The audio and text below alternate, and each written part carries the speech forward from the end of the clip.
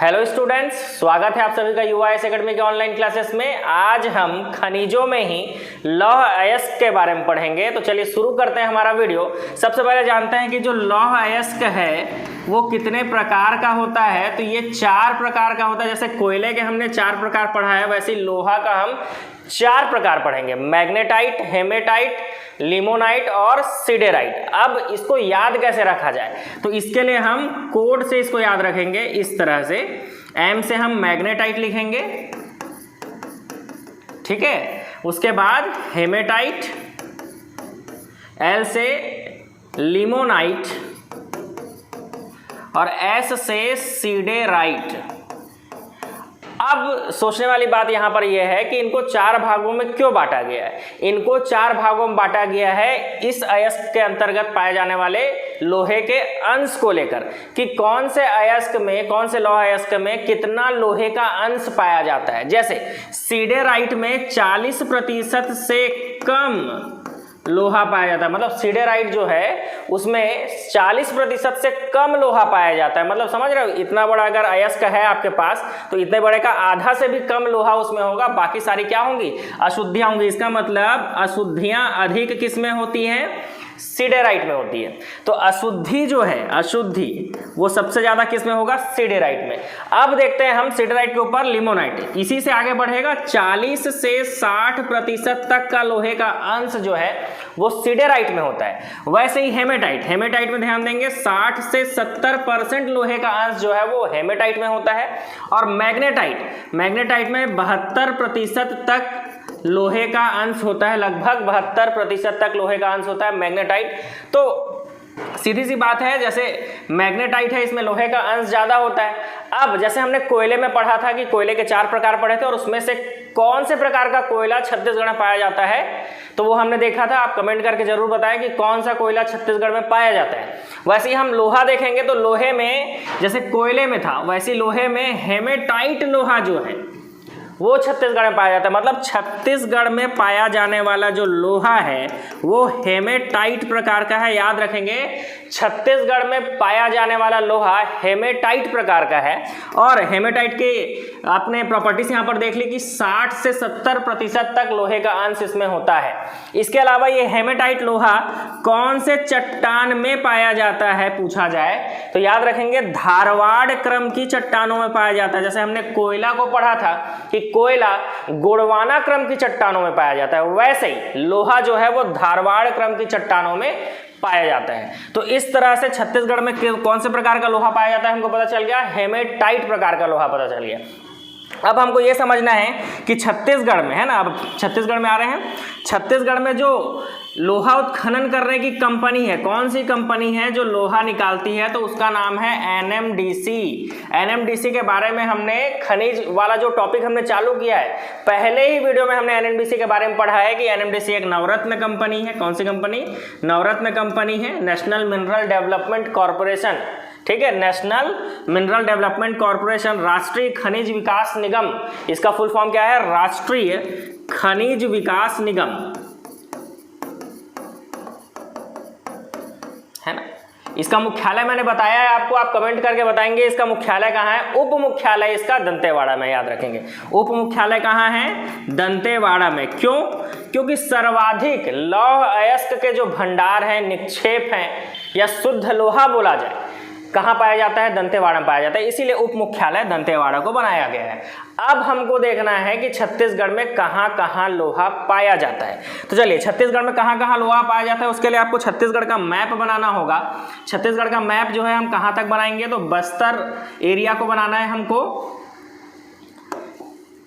इसके अलावा हमको रायपुर और दुर्ग भी बनाना पड़ेगा, ठीक है, बस्तर, रायपुर, दुर्ग, ठीक है। चलो बस्तर, रायपुर, दुर्ग को हम बना लेते हैं इस तरह से। तो लोहे का बेल्ट आपको पता था कि किस तरह से, पहले ही हमने देख लिया है कि लोहा कहाँ कहाँ पाया जाता है। तो चलिए इस तरफ से राजनांदगांव कवर्धा से स्टार्ट करते हैं ना। ये वाला जो बेल्ट है ये लोहे का बेल्ट है, ठीक है, धारवाड़ क्रम की चट्टान होने के कारण। तो कवर्धा जो है, कवर्धा में क्या पाया जाता है, लोहा पाया जाता है कवर्धा में। इसके बाद राजनांदगांव में पाया जाता है। ठीक है, कवर्धा मतलब कबीर धाम, यहाँ पर लिख लेंगे कबीर धाम, राजनांदगांव में पाया जाता है। बालोद में पाया जाएगा, कहाँ? बालोद में। उसके नीचे यहाँ जो कांकेर जिला आपको ये दिख रहा है, कांकेर जिला में लोहा होगा। इसके बाद नारायणपुर, नारायणपुर के बाद दंतेवाड़ा। इसके अलावा कुछ मात्रा में महासमुंद और हम गरियाबंद को भी देखेंगे कुछ मात्रा में। तो ये जो है जिले हैं कि कौन कौन से जिले में लोहा पाया जाता है, तो कवर्धा से स्टार्ट होगा, कवर्धा, राजनांदगांव, बालोद, आपका कांकेर, नारायणपुर और दंतेवाड़ा।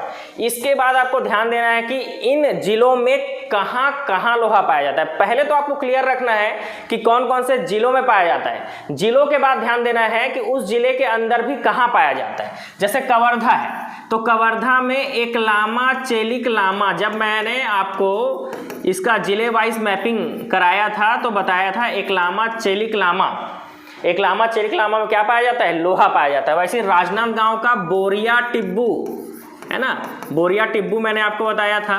नारायणपुर, अच्छा कांकेर, कांकेर में आरी डोंगरी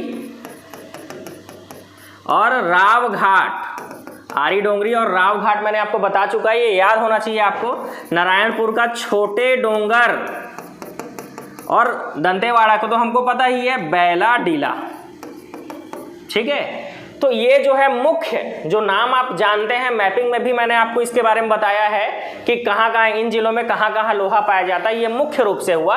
इसके बाद महासमुंद, यहाँ पर महासमुंद में और गरियाबंद का एक दो नाम ही हमको देखना है, तो इसको भी देख लेते हैं कि गरियाबंद और महासमुंद में कहाँ पाया जाता है। देखिए महासमुंद जो दिख रहा है आपको, ये महासमुंद के सरगुण भाठा, सरगुण भाठा नामक जगह है महासमुंद में, जहां पर लौह अयस्क पाया जाता है। वैसे गरियाबंद का मछुआ बहल याद रखना है आपको, मछुआ बहल। इसके अलावा अब जो है इन जिलों के एक्स्ट्रा पॉइंट है ना, एक्स्ट्रा जगह जो जिले वाइज मैपिंग में हमने नहीं किया था, अलग से जो आपको याद रखना है वो कबीरधाम जिला का, जैसे कवर्धा जिले का एकलामा, चेलिकलामा है। इसके अलावा चिल्फी घाटी और सिघारी आपको याद रखना है। एकलामा, चेलिकलामा के साथ साथ चिल्फी घाटी और सिघारी नामक जगह याद रखना है। वैसे ही राजनांदगांव में मैंने आपको बोरिया टिब्बू पढ़ाया था, बोरिया टिब्बू के साथ साथ आपको नचनिया, खारा और मोहला, तीन नाम और आपको याद रखना है। नचनिया, खारा और मोहला, तीन नाम आपको याद रखना है बोरिया टिब्बू से। वैसे कांकेर जिला जो दिख रहा है आपको, कांकेर जिला में आरी डोंगरी, राव घाट की पहाड़ी है। इसके अलावा चारामा मैंने आपको पढ़ाया है, ये याद होना चाहिए। चार गांव आपको याद रहना है, ठीक है, चार गांव याद रखना है। हाहा दल्ली याद रखना है आपको, हाहा दल्ली। मेटा बोदली याद रखना है आपको, मेटा बोदली। इतने जगहों पर कांकेर जिले में भी क्या पाया जाता है? लोहा पाया जाता है। इसके बाद नारायणपुर का आपको छोटे डोंगर जो क्षेत्र है, इसके अलावा कुछ याद करने की जरूरत नहीं है। इसके बाद हमको दंतेवाड़ा में देखना है कि दंतेवाड़ा में जो बैला डीला है, मालिंगर क्षेत्र है, ये लौह अयस्क के उत्खनन के लिए है ना, लौह अयस्क के लिए प्रसिद्ध है। मालिंगर क्षेत्र, बैला डीला याद रखेंगे। यहाँ पर ये भारत का सबसे बड़ा मशीनीकृत खदान है, मशीनीकृत माइंस है, याद रखेंगे। भारत का सबसे बड़ा लौह अयस्क मशीनीकृत माइंस जो है वो कौन सा है? बैला डीला है। इसमें इसको कुल 14 क्षेत्रों में बांटा गया है, जिसको 14 क्षेत्र हैं उनको अलग अलग 14 निक्षेप कह सकते हैं, कि अलग अलग 14 जो है क्षेत्रों में बांटा गया है और अलग अलग निक्षेप के माध्यम से क्या किया जा रहा है? लोहा निकाला जाता है। जिसमें से इन 14 क्षेत्रों में से निक्षेप क्रमांक 4 और 13 एनएमडीसी को दिया गया है। आरी डोंगरी, आरी डोंगरी कहाँ है?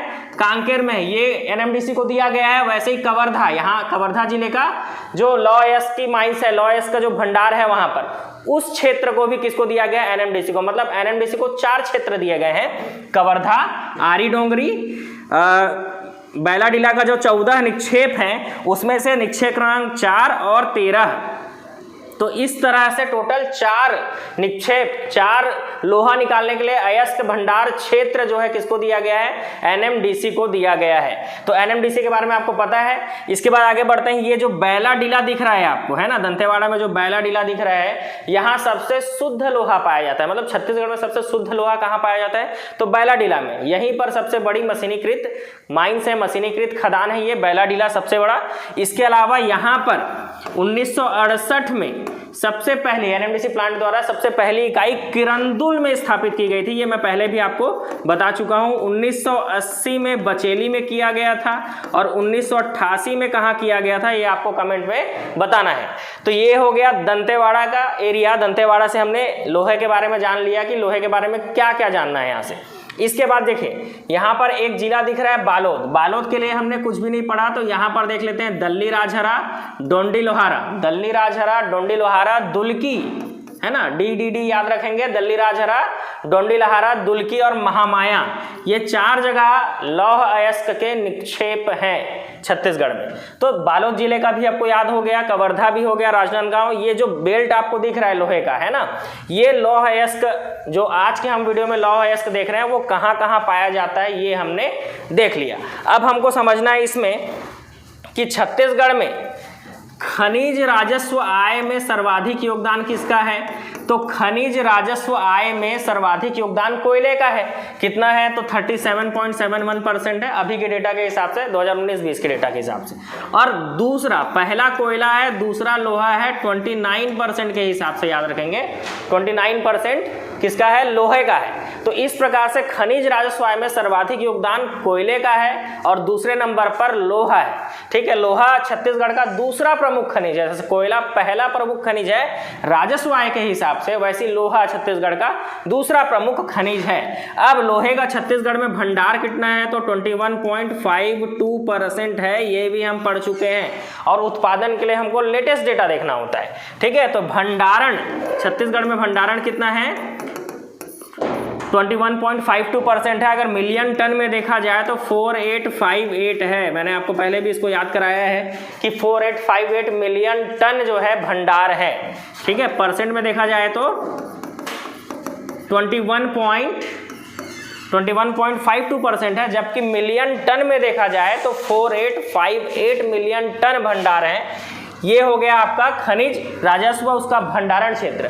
और इस देखिए 21.52% भंडार है, इसका मतलब आप समझ रहे हैं। अगर आप इंडिया का मैप बनाते हैं तो इंडिया के मैप में छत्तीसगढ़ में 21.52% लोहा है। इसका मतलब देश का 5वां भाग, अगर पूरे देश में 5 भाग लोहे को 5 भागों में बांट दिया जाए तो अकेले छत्तीसगढ़ में 20% मतलब 21.52% मतलब लगभग 20 मान लेते हैं। तो 5वां भाग जो है कहाँ है, तो 5वां भाग है छत्तीसगढ़ में। इसके बाद आपको याद रखना है देश का लगभग 95% लोहा देश के 7 राज्यों में ही है। कौन कौन सा है, झारखंड, उसके नीचे उड़ीसा, छत्तीसगढ़, फिर कर्नाटक, गोवा, आंध्र प्रदेश और तमिलनाडु। तो देश का लगभग 95% लोहा जो है वो कहाँ है, इन 7 राज्यों में ही है। ये भी आपको याद रखना है। उसमें छत्तीसगढ़ जो है, छत्तीसगढ़ में अकेले कितना है, तो 5वां भाग है ना, 5वां भाग है, मतलब लगभग 20%। अभी के हिसाब से 21 एग्जैक्ट डेटा अगर देखा जाए तो 21.52% है। तो ये आपको याद रखना है कि 95% लोहा लगभग 7 राज्यों में ही है। इसका मतलब छत्तीसगढ़ में बहुत ज़्यादा है।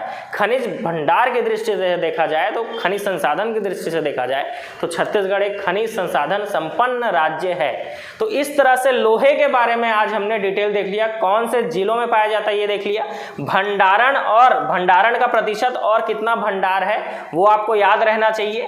खनिज राजस्व के आय में, ये इनकम है ना, आय है, तो आय में दूसरा स्थान है लोहा का। पहला हमने कोयला पढ़ा क्योंकि वो पहले स्थान पे था, दूसरा हमने लोहा पढ़ा क्योंकि लोहा दूसरे स्थान पर है। मुझे विश्वास है कि आपको वीडियो बहुत पसंद आया होगा। ऐसे ही वीडियो पाने के लिए हमारे चैनल को सब्सक्राइब जरूर करें। तब तक के लिए थैंक यू।